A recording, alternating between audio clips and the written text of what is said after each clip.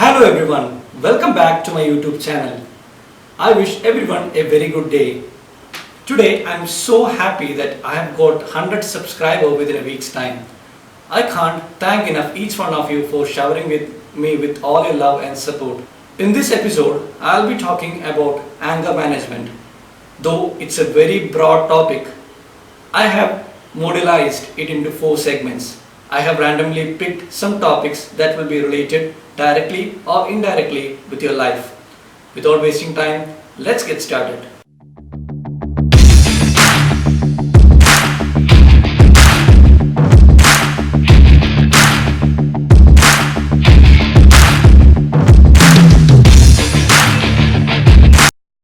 I request all of you to watch this video until I finish it off.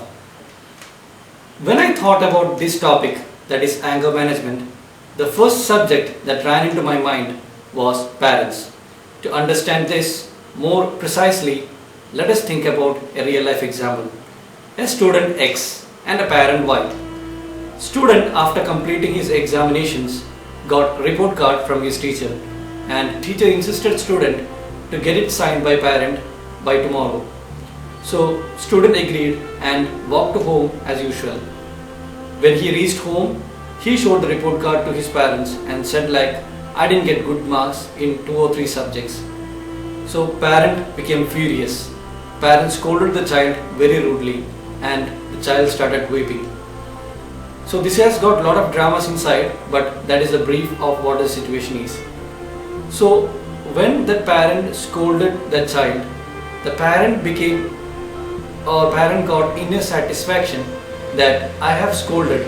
Now from tomorrow onwards my child will become more efficient, my child will become more focused, etc, etc. But what actually happens inside the child's mind is that parent is actually planting a seed of fear inside him, and that seed grows gradually and eventually it will be deeply rooted. When it is deeply rooted, then that fear will carry from being a schoolboy to being a teen and finally a mature person. So when he writes his 10th board examination or 12th examination, everywhere this fear hunts him. What happens eventually? He will think like whatever he do, he does it for parents, not for himself. So what is my suggestion for all the parents out there is just console him and motivate him for becoming a better person rather than getting angry and to hurt him. If you hurt him, then the final loss will be for yours only. The child might get nervous or get disappointed, frustrated, and he might end up with his life, as you can see in a lot of news reports, etc.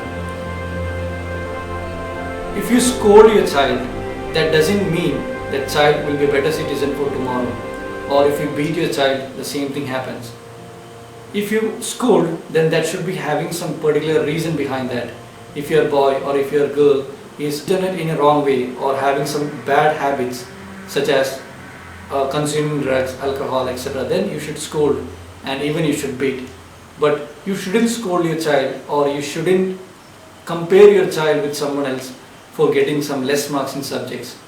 That's my sincere suggestion for all the parents who are watching this video. Second interesting topic which I've picked up for you is angerness between couples. First of all, let me ask you, do you have a boyfriend or do you have a girlfriend? Most of you will be saying yes. That's not a fault. That's a nice thinking. Now, when you meet a girl or a boy for the first time, you guys don't know each other. Am I right? You don't know from where she is. Maybe you know from where she is or from where he is. You don't know anything apart from that. So you will be completely strangers even if you say I love you each other. Right? Within a span of 2 to 3 months, you guys will be knowing each other. You will be knowing what are the dislikes and likes of your partner. So finally, after 1 year, you guys will be knowing whether this relation is feasible or my partner is a correct match for me or not. Now what is the role of angerness playing here? Let us take an example. Okay, you call your partner, whether that is a boy or a girl, that other guy didn't pick up the call when you call, like that was a very important call, but the other guy didn't pick.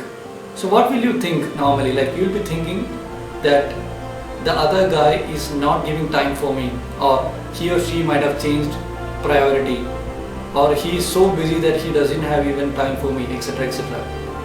But you should actually know the other person might be busy with something, either driving or reading some books, etc., etc. Even if you are in a relationship, every boy or girl needs some time for their own. It is not like every time the other person should contact you. Every time the other person should find time for, etc., etc. You should give time for them and they'll give time for you. There should be some time for yourself as well. Hope this tip helps you in the coming days. I wish a very happy and peaceful relation for you guys in the future. Now, next topic which I picked up is for riders. Why I picked this topic? Because one of my friend expired due to this reason. So my sincere advice to every riders out there is, don't let your anger play a role while you are on road, because there are a lot of squids who is there to provoke you. Once you are on road, those squids will provoke you and will make your anger welled up. When your anger wells up, then you will be having a tendency to rev your engine and chase that squid and give a lesson back. But let me tell you, don't do that. When you are on road, just focus on the road, enjoy your ride and explore the world.